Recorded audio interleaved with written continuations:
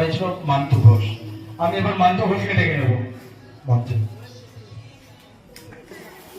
যে আমার শাহপুরের বুকে একটা বিরাট মাঠ আমরা তৈরি করেছি। আপনারা হয়তো ইতিমধ্যে জেনেছেন যে সারা ওয়েস্ট বেঙ্গলের মধ্যে এত বড় মাঠ দেখা যাবে না। আমি সেই মাঠের কথা বলছি, যে গ্রামাঞ্চলের যে মাঠ, এবং মাঠটাকে একটা ভালো জায়গায় নিয়ে যাওয়া হয়েছে।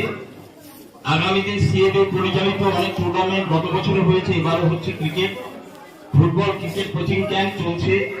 কলকাতা থেকে বড় গ্রুপ নিয়ে যে সম্ভাবনা রয়েছে, চিন্তা ভাবনা রয়েছে।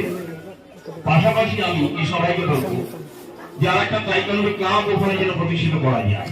পক্ষ থেকে বিভিন্ন জায়গায় আজকে আমাদের সারা শুধুমাত্র রাজ্যে নয়, রাজ্যের বাইরে গিয়েও বিভিন্ন ভাবে পদক ছিনিয়ে আনতে পেরেছে আমাদের মালদা জেলা তথা উলমালদার ছেলেমেয়েরা।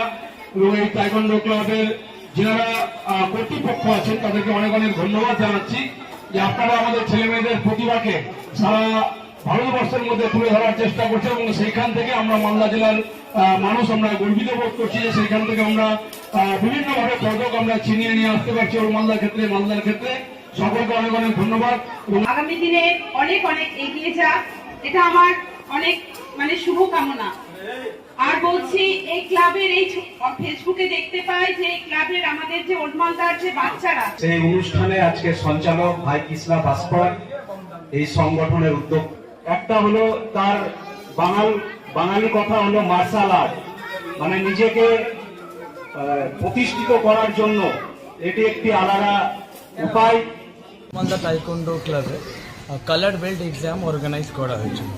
এই বেল্ট পরীক্ষা হচ্ছে যেমন আমরা ক্লাস 1 থেকে 2-এ উঠে 2 থেকে 3, সেরকমই হোয়াইট বেল্ট থেকে ইয়েলো বেল্ট, ইয়েলো থেকে গ্রিন, গ্রিন থেকে গ্রিন 1, এই করে ধাপে ধাপে করে পরীক্ষা দিয়ে ওরা ব্ল্যাক বেল্ট অবধি পৌঁছায়।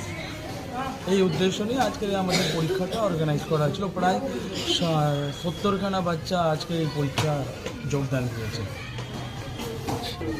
আমার নাম হচ্ছে কৃষ্ণা ভাস্কর, আমি ওল্ড মালদা তাইকোন্ডো ক্লাবের হেড কোচ।